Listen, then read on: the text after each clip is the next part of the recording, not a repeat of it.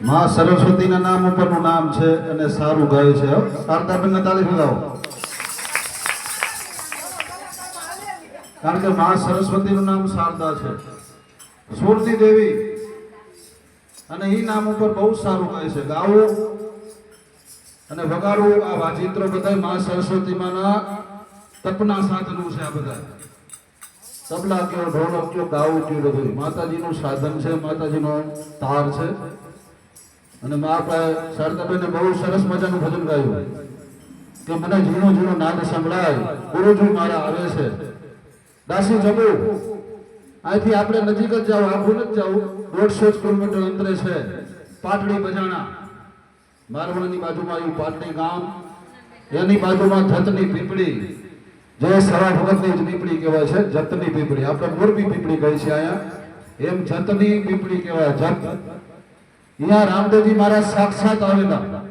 રામદેવ પી પોકરણગઢનો પીર, અને આજ બીજ છે રામદેવ મહારાજની. આજ રામદેવ પીરની બીજ પણ છે, અંજવાળી બીજ કહેવાય.